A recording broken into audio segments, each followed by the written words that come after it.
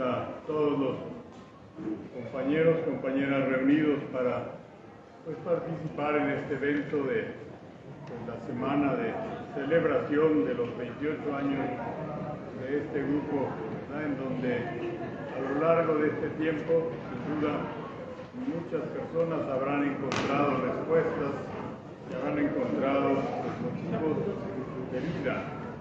Entonces, qué bueno que hoy nos podemos reunir. Le decía al compañero que fue por mí que yo hace algunos años ya estuve aquí, porque en cuanto entré y reconocí el lugar, y yo estoy ahora a punto de cumplir 50 años de tener presencia en los grupos de Alcohólicos Anónimos. Entonces me ha dado Dios la oportunidad de conocer el programa muy a fondo, y sin duda pues también en México he visto surgir las diferentes corrientes que se han originado, y a veces se me pregunta cuál es mi opinión. Yo siempre digo, pues Dios puede valerse de cualquier cosa para ir encontrando a quien necesita, ¿verdad? Entonces cuando hay quien descalifica a una corriente u otra, yo digo, no, es como cuando vemos dentro de las religiones la infinidad de corrientes religiosas, ¿verdad? Todos de alguna manera tendríamos que ayudar a que la persona creciera, que fuera mejor, ¿verdad? Yo digo, no es lo importante ser católico, testigo de Jehová o mormón, pero lo importante es ser mejor ser humano. Y también dentro del programa, pues qué bueno que en México surgió este movimiento, el cuarto y quinto paso, que a muchas personas recientemente en un grupo tradicional que me preguntaron cuál era mi opinión sobre los cuarto y quinto pasos. Yo le dije, bueno, pues creo que mucha gente no llegaría a los grupos si no fuera a través de la experiencia que les invitan a vivir. Y una vez que la viven, pues van encontrando ese caminar que les va permitiendo pues descubrirse, encontrar respuestas, como decía, que les van a ayudar a ser mejores en su vida, en su familia, en su trabajo, en la sociedad. Entonces, qué bueno que hoy estamos aquí pues reunidos, ¿verdad?, para poder compartir. Y sobre todo, yo insisto, cuando invitan a alguien y dicen, viene un orador, digo, bueno, no es lo importante que venga alguien extraordinario. Lo importante es que nosotros valoremos la experiencia de cada una de las personas que comparten, porque uno viene y se va. Es como cuando hay un aguacero, ¿verdad? Decía un gran santo, hay que cuidarse de la lluvia permanente, tranquila. El aguacero pasa y ya después pues, se lleva lo que a veces ni siquiera es funcional. Entonces también, yo creo que qué bueno que pues, se organizan los eventos, las semanas de unidad, que se organizan los congresos, las convenciones, ¿verdad? Y entonces en ellas pues encontramos a veces ecos que nos van ayudando en nuestra caminar pues, de una manera especial. Entonces que este evento de su semana de unidad sea pues, muy valioso e importante. Estamos pasando, ¿verdad?, en un momento muy crítico, ¿verdad? Este tiempo difícil de pandemia pues, ha sido un parteaguas, ¿verdad? De momento nos metió en un ambiente de introspección, que al final el programa eso es lo que pretende, que nosotros buscáramos más a nuestro interior para poder resolver tantas cosas que están en nosotros. Ya ahora hay, pues, yo los veo a todos sin cubrebocas, yo mismo traigo el mío, ya lo tengo aquí en la mano, ahí no funciona, ¿verdad? Pero sí quiero decirles que hace 3 sábados no pude compartir porque estuve junto a unos niños, hubo 3 generaciones que no hicieron la primera comunión. Dentro de la Iglesia Católica pues es común que los niños en 4º año, ¿verdad?, hagan su primera comunión. Entonces estoy confesando ahora niños de 3 generaciones, 4º, 5º y 6º, y algunos niños dieron positivo e inmediatamente el médico me pidió que yo no me acercara a la gente porque como había estado tan cerca de los niños, pues no fuera a contagiar. Y aunque había aceptado compartir, pues no lo hice. ¿verdad? Hoy mismo, Yendal, que me llamaba padre, está puesto, y dice, sí, solo por hoy, ¿verdad? Porque no sabemos qué puede pasar, ¿no? Y no sabemos porque, fíjense, por ejemplo, el sábado pasado, o sea, el 4 de junio, fui a celebrar una misa en una iglesia y la sorpresa fue que los 9 sacerdotes que están en esa iglesia están contagiados, ¿verdad? Entonces, claro, no nos vemos, nos dijeron, padre, usted celebre y atienda su misa, pero pues no, los sacerdotes no lo van a poder ver porque ellos están contagiados. Y anoche, después de que yo celebro una misa en la pandemia, yo no tenía ningún tema de tecnología, ¿verdad? Entonces yo dije, como todos, bueno, la pandemia va a durar 3 semanas, después volvemos todos, pues la vida sigue normal. Entonces me fui a descansar y pues pasaron las semanas y se iba alargando, y entonces un sacerdote me sugirió que empezáramos a celebrar por Zoom y por YouTube y por Facebook una misa. Le dije, pues si tú le haces a la tecnología, organízala y yo celebro, ¿verdad? Entonces él preparaba el ambiente y yo celebraba. Él, fíjense, murió en septiembre del 2020. Él se contagió siendo muy joven. Pues los que tenemos ciertas características de morbilidad, pues nos podemos morir, ¿verdad? Yo soy diabético, él tenía una enfermedad, tenía 42 años y murió. Y yo seguí. Pero ayer la doctora que me atiende me mandó un mensaje y me dijo, padre, tenga cuidado, el bicho está otra vez suelto. Estoy contagiada y mis hijas también. Y aunque los síntomas son mucho menos de lo que había en el 2020 y 2021, ¿verdad? Ya esta tarde por Twitter han mandado un Twitter que dice, a partir de esta semana se volverá a empezar a informar de la cantidad de contagios, porque en esta semana llevamos 18,000 contagios, o sea, quiere decir que otra vez vamos a tener una ola. Yo en la misa siempre digo que había una estación de radio que decía la música que llegó para quedarse.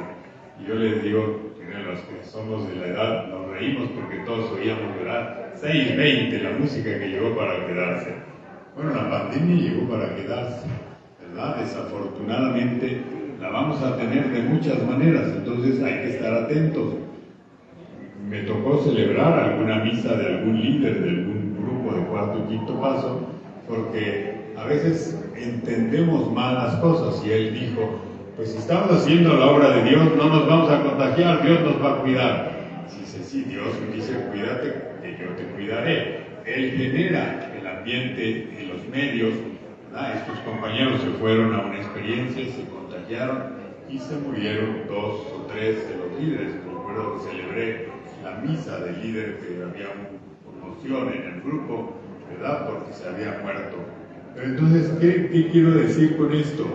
Que tenemos que estar atentos otra vez, ¿verdad? Porque sobre todo donde habemos grupos que nos juntamos, no sabemos de dónde venimos, y cada uno, ¿verdad? Este virus que es tan pequeño, que nos ha puesto contra la espada y la pared de una manera tan sutil, pues nos puede afectar. Entonces es muy importante, ¿verdad?, que cuidemos y nos cuidemos con responsabilidad. Hace unos días el Hospital de Cardiología mandó un comunicado a su equipo médico diciéndoles, frente a la ola, esto es firmado el 26 de mayo, frente a la nueva ola de coronavirus que viene, les pedimos a los médicos y personal de enfermería, de intendencia del hospital, vuelvan a establecer sus normas protocolarias para cuidarse.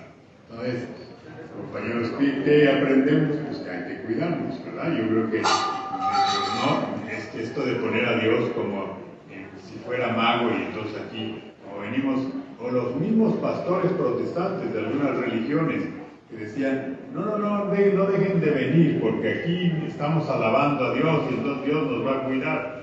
Dicen, pues no, Dios nos cuida a través de los mismos protocolos que se nos sugieren. Entonces, es importante vivirlo así.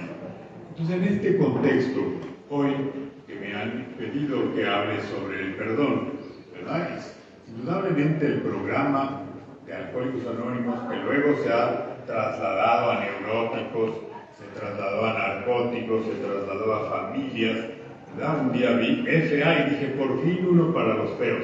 Y no era feos, era familias anónimas, ¿verdad? Porque, ¿saben? Hay muchas familias y muchos se ha agudizado en la pandemia y después de la pandemia hay muchos problemas en las familias. ¿Por qué? Porque a veces la pandemia, el encierro, nos metió a tener mayor convivencia. Y, ¿verdad? Decía un amigo, padre Sila, yo tengo una relación excelente con mi mujer. ¿Por qué? Porque es la de la toalla.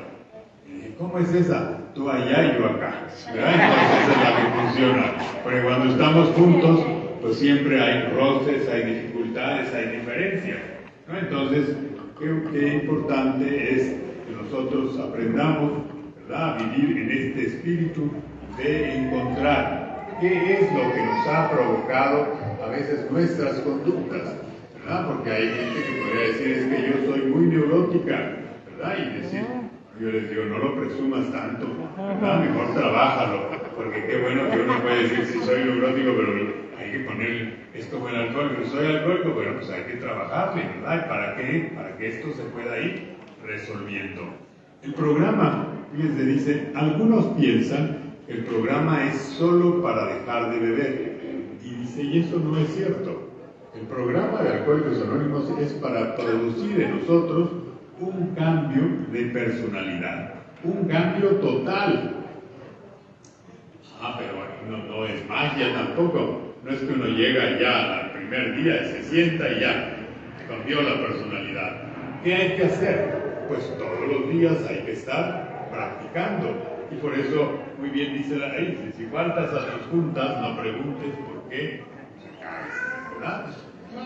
Si nosotros no estamos trabajando el programa, pues entonces no va a funcionar.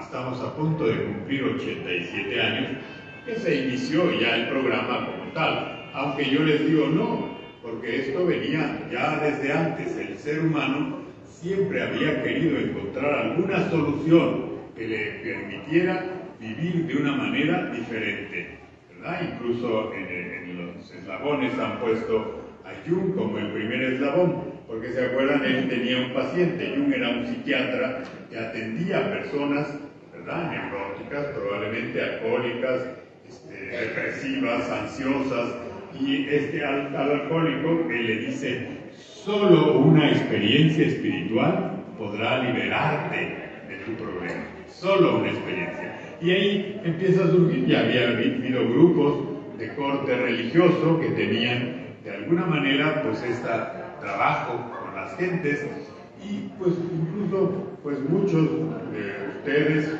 mucha gente, a lo largo de estos 50 años, yo llegué llevando a una persona cuando yo tenía 17 años, ¿verdad? Pero yo veía que había ya los grupos, los primeros grupos, ¿verdad? Hace poco compartí en el grupo Distrito Federal, que es el primer grupo de Alcohólicos Anónimos que se dio en la ciudad, porque el primero dicen que se abrió en Mérida, ¿no? Entonces, bueno, de alguna forma la gente estaba queriendo encontrar la solución. ¿Por qué? Porque muchas veces dentro de nosotros hay mucha culpa, ¿verdad? Un alcohólico, un neurótico, una persona tiene muchas culpas, ¿verdad? Incluso en los últimos años se ha empezado a trabajar mucho cómo trabajar la culpa. Hay incluso una culpa sana y una culpa insana, ¿verdad? Como yo digo, bueno, pues en estos años, yo ya después de estar algunos años en el Alcohólicos Anónimos, decidí ir al seminario para hacerme sacerdote católico, y bueno, pues ahí he estado, ¿verdad?, como sacerdote, con todo lo que esto significa de luchas, de luces y sombras, porque uno piensa también, bueno, si ya es sacerdote, ayer me decía una persona, ¿pero de qué se confiesa un sacerdote? Le dije, mira, acabo de oír la confesión de un compañero sacerdote y hasta temperatura me dio, ¿verdad? De las culpas y de los pecados y de las fallas. Este sacerdote además está en un grupo de Alcohólicos Anónimos, afortunadamente, ojalá muchos más sacerdotes y pastores, porque ustedes tienen aquí la colección de fotos de muchos de ellos que han estado unidos a Alcohólicos Anónimos, ¿verdad? ¿Y por qué? No porque somos buenos, sino porque de alguna manera lo necesitamos. Y también porque Alcohólicos Anónimos nos ha ido dando pues respuestas a esta parte de nuestras vidas que tanto tiene necesidad del ser humano. Yo, después de estudiar para sacerdote dentro del mismo campo, estudié psicología, hice una maestría en psicología, un doctorado, y entonces todo esto solamente son herramientas, pero que cuando yo vuelvo a Alcohólicos Anónimos descubro, ahí están, ¿verdad? Y no es porque algunos queremos hacer como un santuario y un mito de Billy Bob y decir, no, ellos solamente recopilaron lo que ya había, leyeron, ¿verdad?, algunos autores, encontraron sugerencias de otros, y algunos a lo mejor los meros, pues anónimamente, ¿verdad? Cuando yo empecé a ver, tapaba aquí en la foto de Sor Ignacia, y decía, ay, pusieron a todos, menos a esa monjita, que realmente fue una mujer de un trabajo extraordinario. Se cuenta que en el hospital donde ella recibía a los alcohólicos, la superiora dijo, no, porque esos no pagan, ya no los traigas más, ¿no?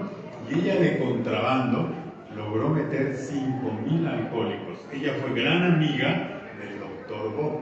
Realmente el efecto del doctor Bob para dejar de beber fue Sor Ignacia, ¿verdad? Y pocas veces se le menciona. Sin embargo, como veo, todos estos eslabones se van juntando para que nosotros vayamos teniendo pues ese ambiente adecuado que nos vaya permitiendo tener un cambio de personalidad. A lo mejor algunos de los que van al cuarto y quinto paso van a la experiencia y regresan y dicen, ya ahora sí estoy sanado, salvado, estoy del otro lado, pero solo de la calle, ¿verdad? Porque al otro día dicen, año nuevo, decía mi abuela, vida nueva, pero mañas las mismas. Fíjense, los sacerdotes, las religiosas, tenemos que hacer por lo menos 10 días de retiro al año. Es decir, ir a una casa, guardar silencio, como una hacienda, ¿verdad? A lo mejor una hacienda más bonita, más cómoda, más o menos hay casas de retiro diferentes. Pero todo sacerdote y toda religiosa tiene que hacer 10 días al año de retiro. Eso es parte de la norma, ¿verdad? Yo les digo, pero como en México todo lo acomodamos, ¿verdad? Ahora los sacerdotes van el lunes y se van el jueves, ¿verdad? Llegan el lunes al retiro y se van el jueves. Como si ustedes a la experiencia, algunos van el viernes y se van el sábado a mediodía. Van a quedarse atorados porque no van a vivir la experiencia adecuadamente. O venimos a la junta, pero nos quedamos hora y media y nos quedamos 45 minutos ahí afuera, ¿verdad? Eso no, vuelvo a decir, es como el cubrebocas. El cubrebocas muchos lo traemos amarrado en la mano y yo les digo, ahí no te sirve, ¿verdad? Te sirve acá. Pues lo mismo el programa. Si nosotros no estamos realmente metidos en este programa, nos va a hacer ineficiente y tenemos que estar paulatinamente. En el libro de Tal como lo ve Bill, dice en el número 8, Alcohólicos Anónimos nos promete una nueva vida, totalmente diferente a la que hemos vivido hasta el momento en que llegamos. Pero nos pone una condición, la práctica de los 12 pasos, ¿verdad? Yo digo, bueno, aunque sea el cuarto y quinto, pero bien hecho, ¿verdad? Porque si en el nada más hacemos cuarto y quinto paso, no, yo creo que si el programa nos enseña, ¿verdad? Y dicen que la receta de Jung era el primero, segundo y tercero para el autoconocimiento, el entregarnos a Dios, cuarto, quinto para hablar de nuestro conocimiento personal, los demás son para practicar la vida espiritual, ¿verdad? Ya creciente. Esto es muy importante. Entonces, si ya nosotros hemos llegado, ya nos dieron el mensaje, ya empezamos a trabajar, ¿verdad? Ya escribimos, ya encontramos muchas culpas. Dice un filósofo estoico, Séneca, que muchas de las cosas por las que sufrimos más están en nuestra mente que en la realidad, ¿verdad? A veces tenemos culpas que nosotros hemos inventado y nosotros estamos cargando. Claro, aquí hay que cuidar, ¿verdad? Yo ahora voy a grupos en donde hay unas faltas de respeto, espero que su grupo lo esté practicando adecuadamente, porque llega alguien, sube a la tribuna y le empiezan a gritar, no sabemos la trascendencia que tiene una palabra. Podemos destruir la vida de una persona en un minuto y no la vamos a poder rehacer para siempre. Y entonces por eso es tan importante que nosotros cuidemos. Hoy se habla mucho del bullying, ¿verdad? ¿Cuánta historia de estos niños que viven el bullying van a vivir para siempre con daños interiores? Ojalá encontraran un programa, ¿verdad? Yo veo los jóvenes que les sugiero ir a latín y encuentran como la manera de ir sacando. Por eso yo cuando hablo de la magia del perdón, no digo, no hay una magia. Lo que realmente sirve es que nosotros nos pongamos a practicar las enseñanzas, las herramientas que Alcohólicos Anónimos nos propone. Si nosotros no las usamos, pues nos quedamos atorados. Y hay gente que dice, yo tengo 50 años en el programa. Y yo le digo, con esa cara no lo digas. Porque se le ve una cara de tristeza, de aburrimiento, ¿verdad? Yo les digo que tienen el síndrome del tecolín, ansiedad, angustia y desesperación. Entonces, ¿cuándo? A lo mejor uno tiene que verse en el espejo y ver, a ver, ¿de verdad yo estoy practicando este programa? ¿Me estoy autoperdonando? Porque a veces hemos creído que somos los más malos de los malos de los malos, ¿no? Me acuerdo de una persona en Los Reyes, Michoacán, hace muchos años. Me dijo, padre, ¿me puede oír mi quinto paso? Y le dije, sí, no, con mucho gusto. Y dijo, cuidado, padre, porque ahora sí va usted a oír al más malo de los malos. Yo le dije, ¿estás en Alcohólicos Anónimos? Sí, padre. Entonces hasta para eso eres pendejo. ¿No? Porque a veces uno piensa, yo he hecho cosas terribles. Nadie hemos hecho cosas tan terribles. Todo es humano, ¿verdad? Y el mismo Séneca dice, nada de lo humano me es ajeno. Lo que no he hecho, pues hasta me lo he imaginado, por lo menos. Entonces ahí hay que tener una actitud, pues, de misericordia, ¿verdad? Hace unos días fui a ver a una señora que me dijeron que ya está muy mal, que ya se va a ir, ¿verdad? Y después de platicar con ella le dije a su familia, y se hagan ilusiones, esta mujer nos va a enterrar a varios todavía, ¿no? Porque se ve muy fuerte, muy poderosa, pero tenía una culpa, un pecado que ella había guardado, tiene 96 años, pero lo había guardado toda la eternidad, y lo ha confesado 2 o 3 veces, pero lo vuelve a guardar, ¿no? Es como cuando uno va y hace su 4.º paso, su 5.º paso, lo cuenta a alguien y luego vuelve a recoger. Es como cuando si un borracho o una persona tiene vómito y se vomita y luego va a recogerlo y se lo vuelve a comer. A toda la cara que le di. Bueno, pues eso hacemos siempre, ¿verdad? Vomitamos y vamos a recoger nuestras culpas y las volvemos a guardar y las volvemos a usar. Pero a veces también es porque hemos aprendido a sacar beneficio de eso, ¿verdad? Es la conmiseración. Cuando decimos, ay, pobre de mí, es que a mí me violaron cuando tenía yo 5 años, ¿verdad? Y le digo, ¿cuántos años tienes ahora? 40. Y dice, 35 de gozar la violación, ya está, tienes mucho tiempo, ¿no? ¿Por qué seguir? ¿Verdad? La mente es indudable, y en esto, tanto en la parte psicológica como en la parte espiritual, nos enseñan que el inconsciente, aquí nuestra mente es como una bodega, que aprende a guardar muchas cosas, y sobre todo, lo más antiguo lo vamos dejando en la parte de atrás. Eso sucede en una bodega. Si yo tengo una bodega, voy poniendo cosas, y luego ya ni sé qué hay. Pero dice, cuando ya está llena una bodega, se meten los ratones. Y los ratones salen y se burlan de nosotros, ¿verdad? Y corren y pasean. Y aparece nuevamente un recuerdo. Ah, es que yo viví esto, es que yo hice esto, yo hice aquello, ¿verdad? Y a veces vamos cargando esta miseria sin darnos cuenta que tenemos que decidir, porque el perdón es eso, una decisión, ¿verdad? De perdonarme primero a mí mismo, ¿verdad? Eso es muy importante. No puedo perdonar o pedir perdón si yo no me he pedido perdón y me he perdonado? ¿Verdad? Yo hice una tesis y dirigí después otra tesis de un maestro en psicología sobre el proceso de acompañar moribundos.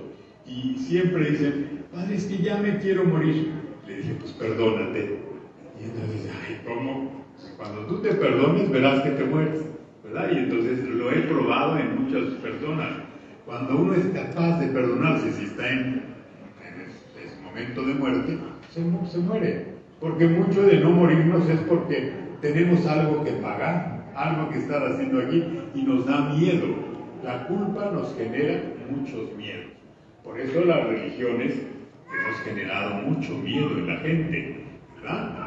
Sí, yo lo acepto, pero hoy la religión también nos enseña que si leemos la Sagrada Escritura encontramos que Jesús no generó culpas, Jesús generó transformación, vino un cambio en la persona. Por eso nos gusta tanto la parábola del hijo pródigo, porque dice que cuando el hijo venía caminando, el papá lo vio. Quiere decir que el papá ya lo estaba esperando. Eso es muy importante, ¿verdad? Ni siquiera le dijo, oye, ¿qué hiciste? ¿Te portaste mal o cómo te fue? Dice, en cuanto lo vio, bajó corriendo, lo abrazó y entonces hizo una fiesta. Esa es la magia del perdón, ¿verdad? Cuando yo soy capaz de auto-perdonarme y hago la lista, ¿verdad? Me acuerdo de un retiro en donde, pues no tanto como la experiencia de ustedes, que a veces es tan radical, tan fuerte, tan exigente. Algunos compañeros, ojalá que sí sea así, ¿verdad? Por lo menos lo que me cuentan. Pero un compañero empezó a hacer retiros con Alcohólicos Anónimos y lo siguen haciendo. Yo ya casi no voy, pero me acuerdo que el compañero que dirigía los retiros puso que pusieran del lado izquierdo sus defectos, del lado derecho sus cualidades. Pues, ¿cuál creen que se llenó rápidamente? Los defectos, ¿verdad? Pero entonces yo pasé por ahí y vi que había puesto del lado izquierdo como defecto, soy pendejo. Y entonces le dije a quien lo escribió, oye, pero para darse cuenta de eso hay que ser bien abusado, ¿no? Basta que uno que no, entonces póngase acá de este lado de la cualidad. Todo defecto tiene su contraparte y toda cualidad tiene su contraparte. No hay absolutos. Por eso cuando dicen, Jung contaba que un día llegó un predicador a predicar a un lugar y entonces dijo, a ver, si los buenos fueran blancos y los malos fueran negros, ¿ustedes cómo serían? Bueno, y nadie. Hasta que por fin una niña dijo, pues a rayas, padre, ¿no? Porque no podríamos ser blancos y puramente blancos, puramente negros, ¿verdad? Tendríamos que ser eso, la mezcla de esto. Y por eso el perdón es cuando nosotros somos capaces de encontrar en nuestra vida, y para eso es el cuarto paso, porque nos permite hacer una introspección, nos permite entrar en nosotros para revisar qué es lo que nos ha atorado. Fíjense, hace poco hablando con un compañero que me decía, tiene muchos años en el programa, un hombre que se ha pegado a la práctica y decía, algo me pasa. Y le dije, ¿ya revisaste tu infancia? Y me dijo, no.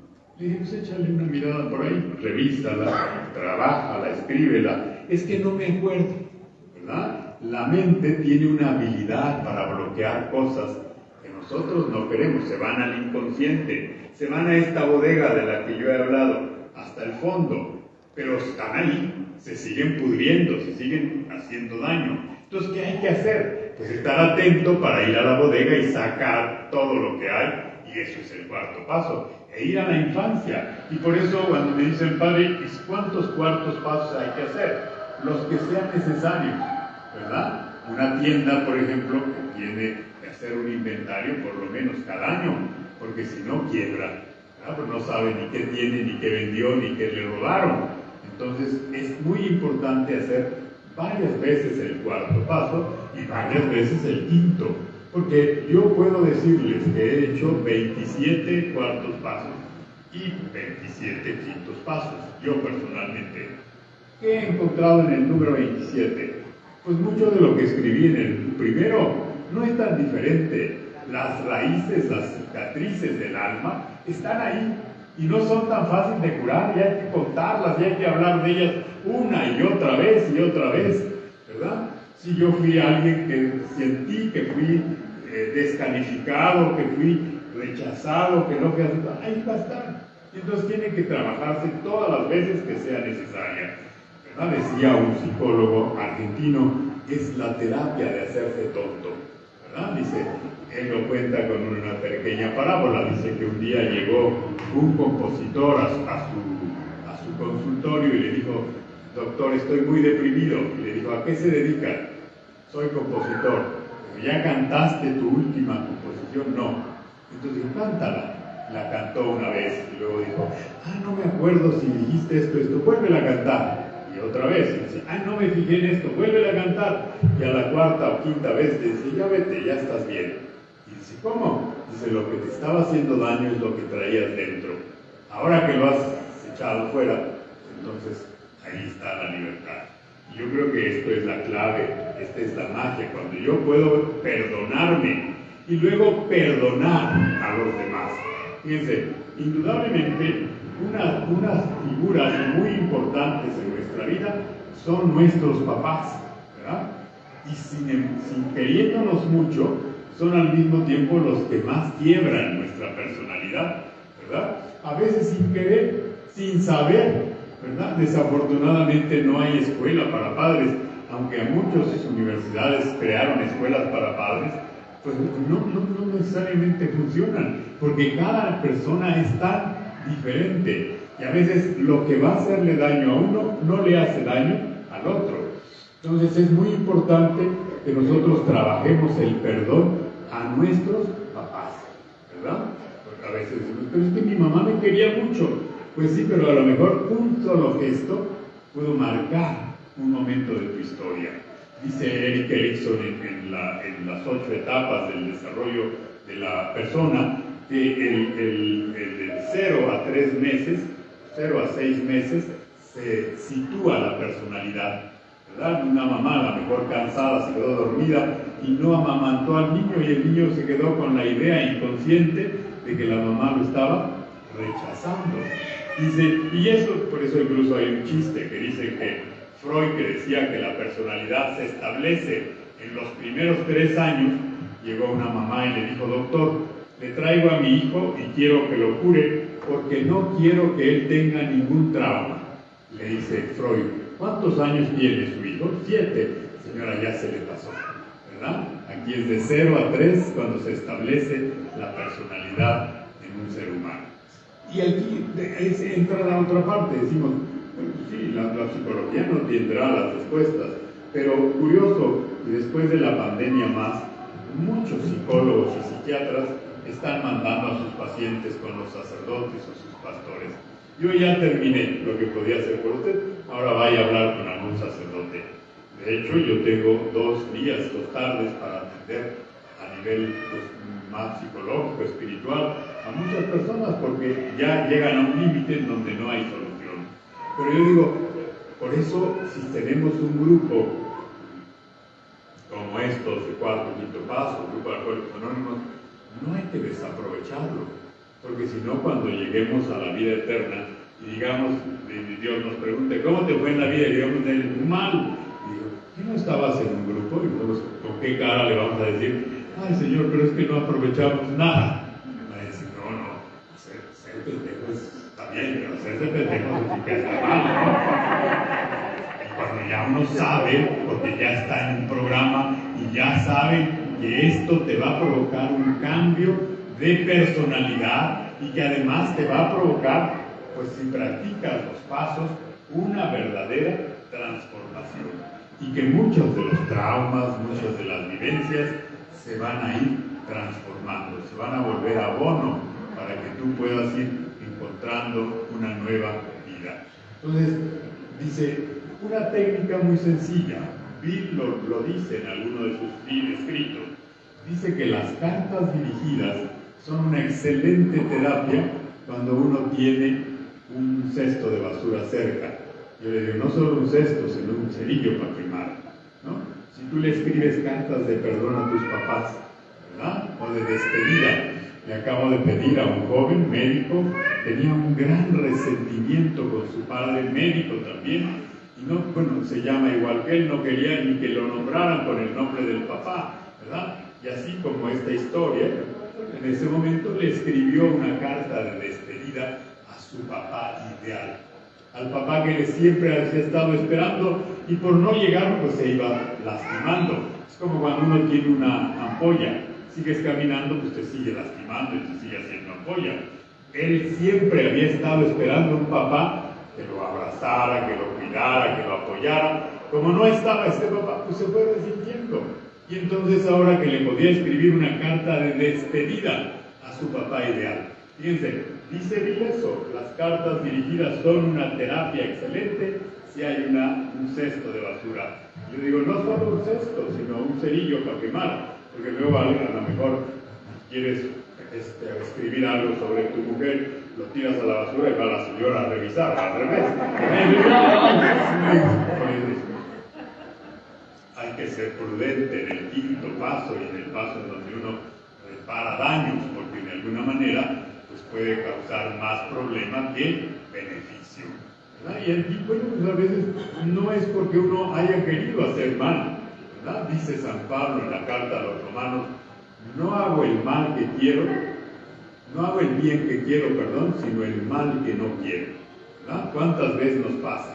Que de verdad decimos, ahora sí ya voy a cambiar. Después de esta experiencia, después de esta vivencia, después de esta semana de unidad, yo ya voy a cambiar. Y parece que toda la vida se vuelve más complicada, más difícil, y se enreda más, y no lo podemos hacer, ¿no? Y entonces, yo lo vivo muchas veces, digo, después de este retiro, ¿verdad? Este retiro espiritual, ya mi vida va a ser diferente. Y parece que las tentaciones del mal, que no es el diablo, yo digo, no hay que hablar tanto del diablo, porque luego nada más le hacen propaganda al diablo. Yo digo, el diablo ya está dentro de uno mismo. Así cuando dice Natán, ¿verdad? Dice, ¿quién es el diablo? Pues tú mismo, ¿verdad? ¿Para qué quieres otro? ¿No? Otro diablo fuera así, con el que uno tiene adentro ya es más que suficiente, y a veces hasta para prestarle al otro. Un psicólogo que se apellida Vaslavi, que dice que escribió un libro que se llama El arte de amargarse la vida. Ay, Dios. Y en ese libro dice que como somos muy expertos en amargarnos la vida, por eso le amargamos al que está junto, a la esposa, al esposo, a los hijos, a los compañeros. La amargura ahí hay que trabajar esto, hay que darnos cuenta, hay que vivir en el presente. Y por eso digo, hacer esa carta de despedida o de perdón a los papás, pidiéndoles perdón o perdonándonos, es muy importante, porque son figuras que no nos vamos a evitar, ¿no? Ahí están. Todos somos hijos de un hombre y una mujer. En México dicen el 40% de los hijos no tienen papá, son madres solteras. Pero eso no quiere decir que no hubo un padre y hijo de la guayaba, ¿no? Que fue a sembrar la semilla y se fue. Y eso marca, y eso genera una historia, y eso genera una problemática, ¿no? Entonces hay que perdonar a nuestros papás. Luego, indudablemente hay que perdonar a nuestros hermanos, ¿sí? Es muy fuerte, decía un psicoanalista mexicano que se llamaba Aniceto Aramoni, nada más por haber comido en el mismo pesebre nos tosqueamos, ¿no? Haber comido en el mismo lugar, ¿verdad? No es lo mismo ser el primero que ser el cuarto o el 14º, ¿verdad? Ya el 14º la mamá ya que va a esperar al hijo ya más lo tuvo y punto, ¿no? Entonces es muy importante perdonar a nuestros hermanos. A veces nos han causado pues, grandes traumas, porque al nacer, ¿verdad? A lo mejor yo era el nene, ¿verdad? Mi hermano viene 2 años después, y entonces el nene pasa a ser uno más y viene el otro, ¿verdad? O el último. Yo recuerdo que nosotros somos 7 hermanos, al último le decían el niño, ¿verdad? Y el niño que no le diera el aire al niño, y a los otros que se los comiera el perro, ¿no? Que los mantiene a la ballena. Entonces, pues eso va generando resentimientos. Y por eso dicen que cuando vienen las muertes, las herencias, cuánta problemática entre los hermanos. Porque a veces la famosa venta, ¿se acuerdan? En la Biblia se habla de cómo hay la venta de la primogenitura por un plato de lentejas, ¿verdad? Uno que era el primogénito, quiere decir el primero, el importante, le vende su lugar al otro hermano. Y entonces esto lo llena de resentimiento. Mucho del trabajo que hace el psicoanálisis es la relación con los padres y con los hermanos. Por eso aparece la figura de esta venta del plato de lentejas. Todavía a veces decimos, es que se me vendió su personalidad por un plato de lentejas. Y yo siempre digo, bueno, si estaban buenas las lentejas, yo te lo vendo otra vez. Yo no soy el primogénito, pero como me generó resentimientos. Yo tuve otro hermano sacerdote que se murió, era muy joven, tenía 44 años. Entonces, cuando la gente que me conocía iba a mi mamá y le decía, ay, señora, es que el padre Álvaro es muy bueno. Y mi mamá rápidamente decía, si conocieran a mi hijo Andrés, ¿verdad? Y mi hígado se retorcía, ¿no? Y parecería que no, pues el padre es falso, psicólogo, está en Alcohólicos Anónimos. Pues cuando se muere mi hermano a los 44 años, se muere un 23 de diciembre y mi mamá se muere el 24 de febrero, ¿no? Y una alma caritativa que nunca falta en los velorios se acerca y me dice, su mamá que quería tanto a su hermano, ya se fue con él. Y mi respuesta espontánea, mecánica, dije, pues qué mal, porque ya nada más está él y aquí todavía estamos 6, ¿no? Esa fue mi respuesta, pero después tuve que trabajar esta parte de reconciliación con mis hermanos, ¿verdad? Para descubrir que todavía tengo mucho y que a veces pareciera que ya estamos muy en sobriedad, en armonía, y aparece algún gesto de alguno de los 5 que viven, ya se murió otro, que también como nos fregó, ¿verdad? Y entonces ahí está. Hace poco un compañero me escribió porque en su 5.º paso tenía mucha problemática con su mamá. Yo le sugerí que oyera el cassette o la canción de Lady Laura de Roberto Carlos, porque yo la había escuchado cuando mi mamá se murió. Grabé un cassette y 2 horas la estuve escuchando. Lloré. Como que las lágrimas dicen, lavan el alma, ablandan el corazón. Y puedo ahora hablar de mi mamá con mucho más libertad, después de 27 años de que se murió, poder decirle, gracias mamá y te extraño, ¿verdad? Y me haces falta, ¿no? Porque qué importantes son las figuras. Por un lado, como digo, son muy importantes, pero también cuánto daño nos provocan. Y luego digo, qué bueno, yo no tengo hijos, ¿verdad? Por lo menos no sé. Entonces, como dice, que tire la piedra, que esté libre de pecado y a lo mejor aparece. No, bueno, pues no, creo que no tengo. Pero ustedes que tienen hijos, ¿verdad? Yo siempre les digo, pues la facturota que les van a cobrar sus hijos, ¿no? Porque luego dicen, no, mi mamá me hizo esto. Pero viene el hijo y les pasa la factura adecuada y les dice, tú también hiciste esto. ¿Verdad? Entonces reconciliarnos, perdonar a nosotros mismos, a nuestros padres, a nuestros hermanos, a las figuras de autoridad, ¿verdad? Qué importante es escribirle o hablar sobre la autoridad. La autoridad estoy hablando desde los maestros en la escuela. ¿Cuántas veces el maestro tiene la voz para destruir a un niño? Eres un burro, ¿no? Entonces decía una señora en el Alcohólicos Anónimos un día, es que a mí en la escuela siempre me dijeron, eres una pendeja. Entonces cada vez que alguien decía, eres una pendeja, yo rápidamente volteaba porque pensaba que estaban hablando de mí, ¿no? O me recuerdo a un hombre de estos del crimen organizado que fui a platicar con él a la cárcel y él decía, mi madre se murió siendo yo un niño de 3 años.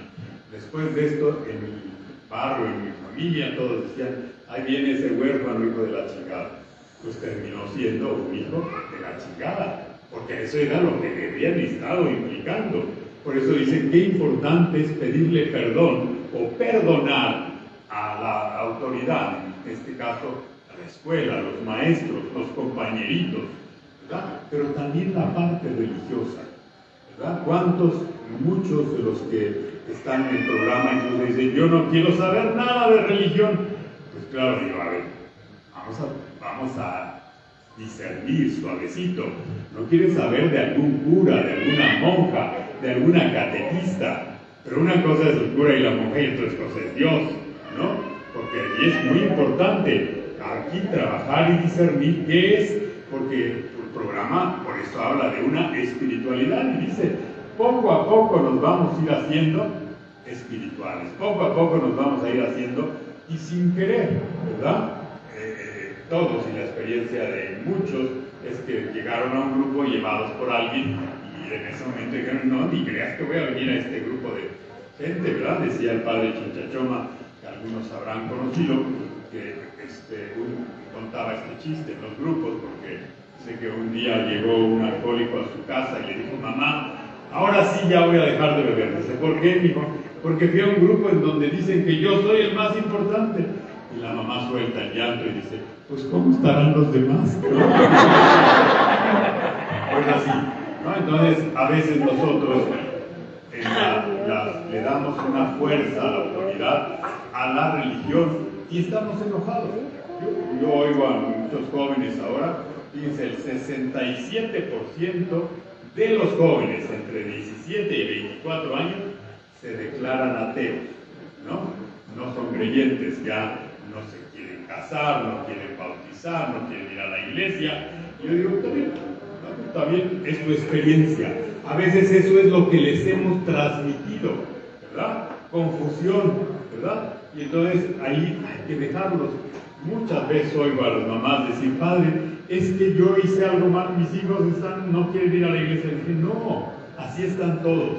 Espérate, decía el presidente de la Conferencia Episcopal Española hace unos días en una conferencia que dio. A veces estamos muy preocupados por el árbol que se cae y no nos damos cuenta de que ya están brotando pequeñas semillas nuevas. ¿Por qué? Porque hay jóvenes buscando en el Zen, hay jóvenes buscando en el yoga, hay jóvenes buscando en otros caminos espirituales.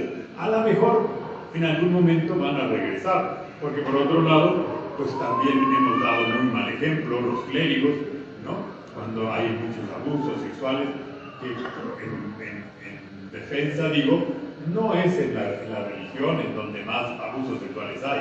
Donde más abusos sexuales hay es en la familia. El abuelo, los tíos, el propio papá, ¿no? Son los primeros abusadores. Pero claro, depende más, es decir, este cura es pederasta. Y entonces, pues ahí viene la propaganda.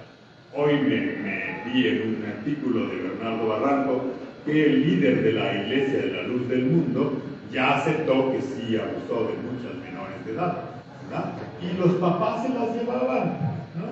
También, compañeros, en un grupo de Alcohólicos Anónimos, un líder de un grupo hacía que sus miembros le llevaran a las hijas como ofrenda, ¿verdad?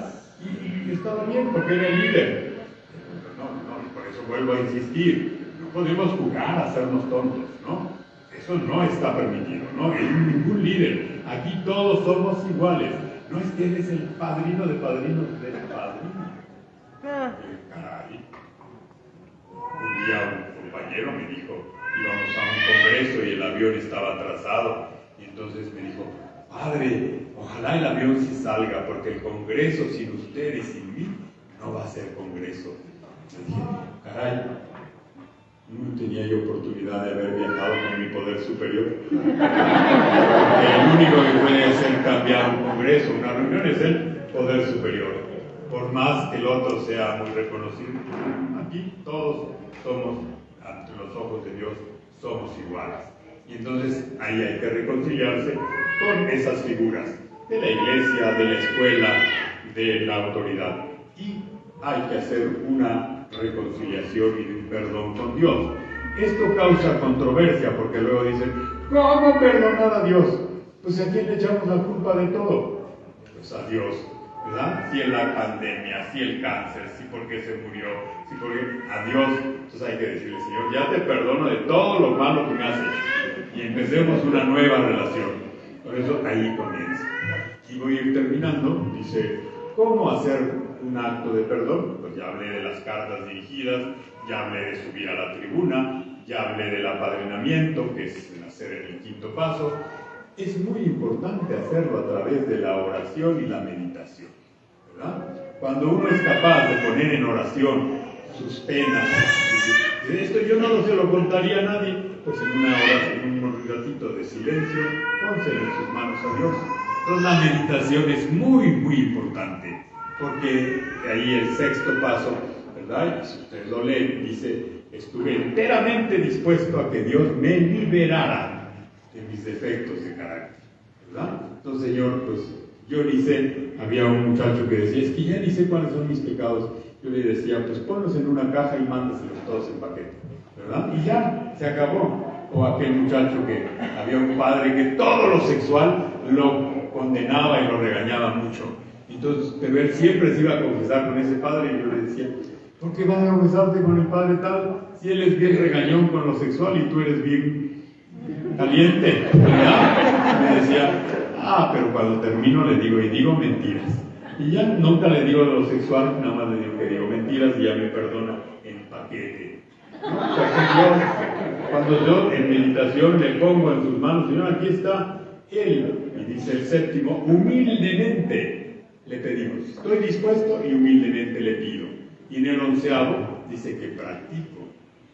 A veces nos cuesta practicar la oración, así como nos cuesta practicar el cuarto paso. A veces sí, por eso digo, si no fuéramos a la hacienda, a la experiencia, a lo mejor muchos no harían.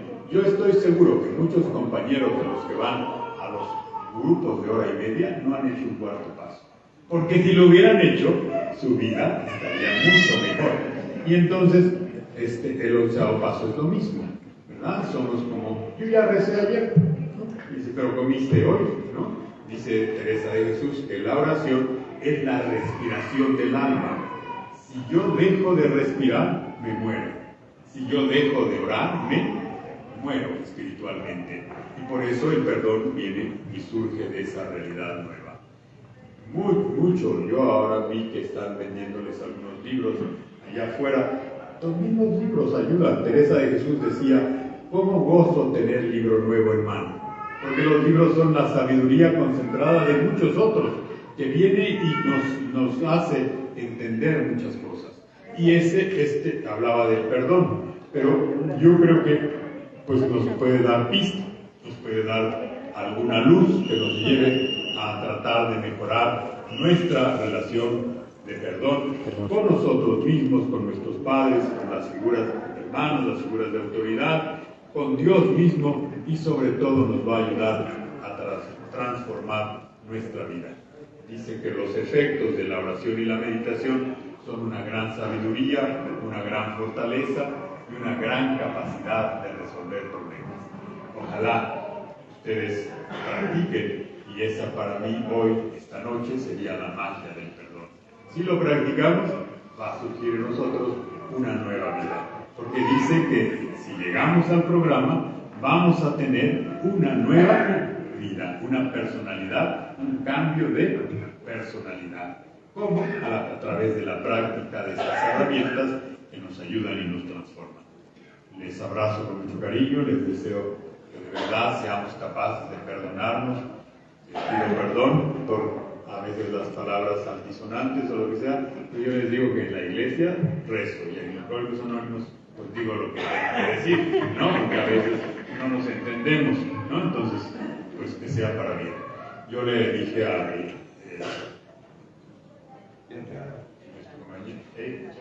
Yenda que haría alguna reflexión y luego haría algunas, si hubiera alguna pregunta, alguna respuesta que quieran hacer, yo la trataré de responder.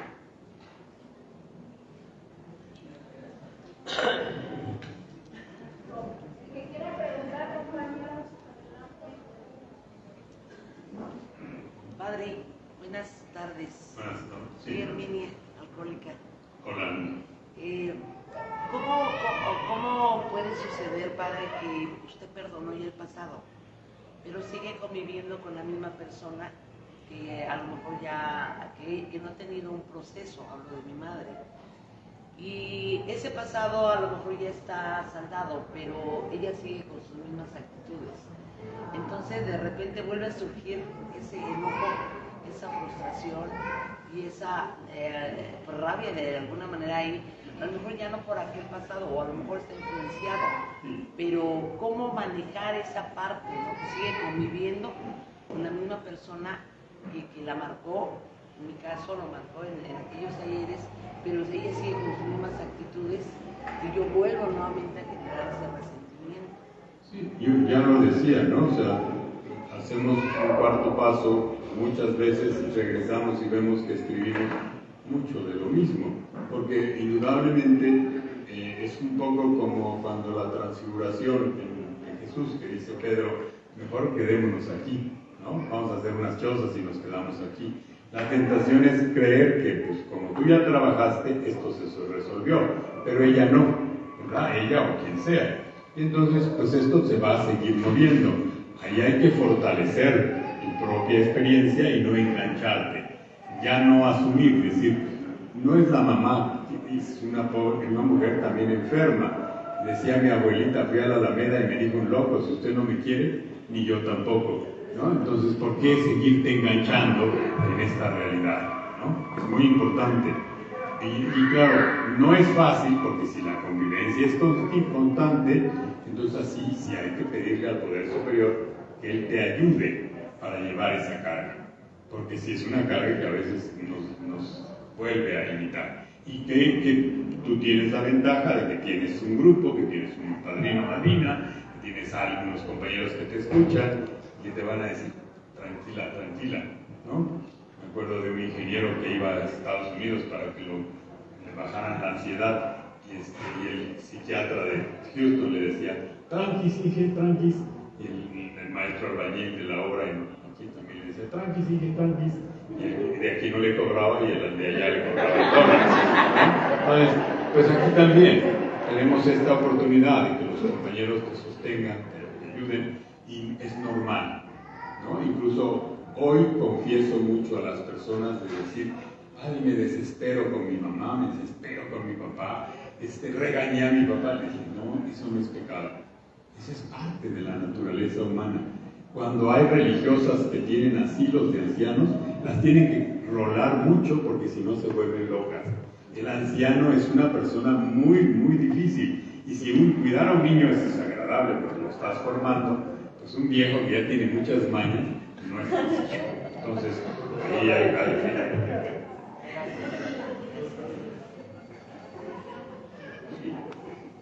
Buenas noches, padre. Soy Gerardo y soy alcohólico. Hola, Gerardo. Una pregunta respecto a la iglesia. La iglesia en lo que usted la ve, o que convive, es su centro, ¿está cambiando? Yo creo que él dice personal, que si yo veo que la iglesia está cambiando, yo te digo que sí. Siempre la iglesia, como toda institución humana, ha querido cambiar.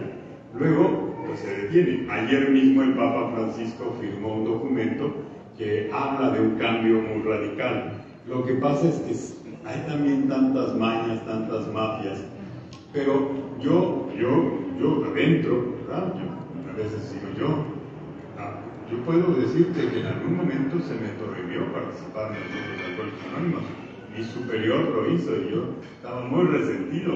Después, pues, seguía participando a escondidas y todo, hasta que encontré a un sacerdote que vivía en Bolivia, español, luchaba mucho por la justicia y todo, lo mataron en Bolivia, pero encontré una frase de él que me ha ayudado a lo largo de esta vida.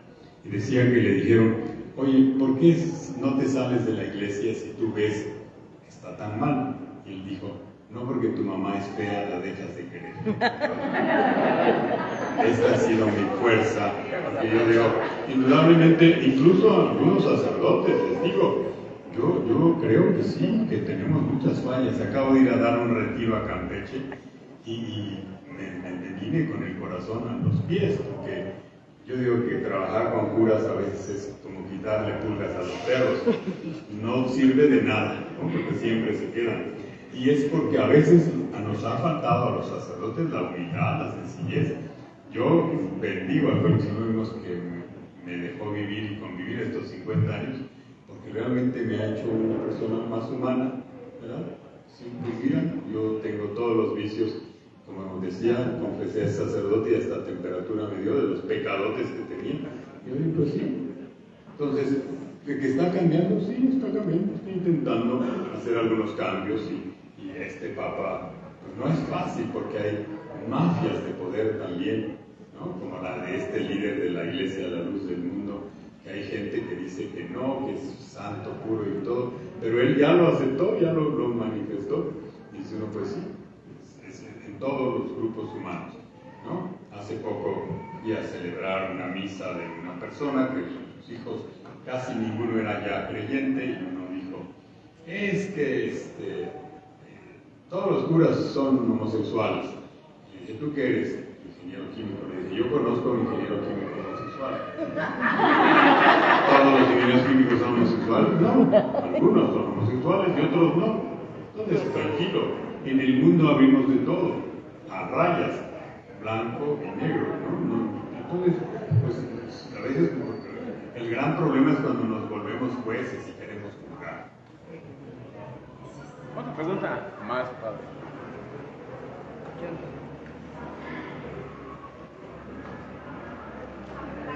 ¿Es considerable que deba ir a la iglesia? Mira, yo creo que el programa te sugiere que retomes tu religión, porque es un ambiente que te va a favorecer. Ahora, que tengas que ir, y sobre todo en la Iglesia Católica es tan libre, ¿verdad? Y son como las llamadas a misa, va quien quiere y quien no va, ¿no? Y mi abuelo, que era un hombre sabio, decía cuando llegaban los testigos de Jehová, dicen, oiga, señor, dice, mire, si no voy a mi religión, menos voy a ir a otra. Entonces, pues cada uno encuentra su camino. ¿Sí?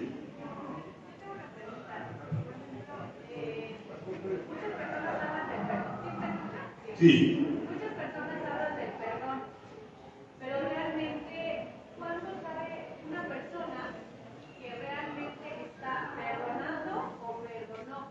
Porque a veces lo disfrazamos y lo diciendo, yo soy una persona que perdono cuando en realidad solo lo estoy disfrazando.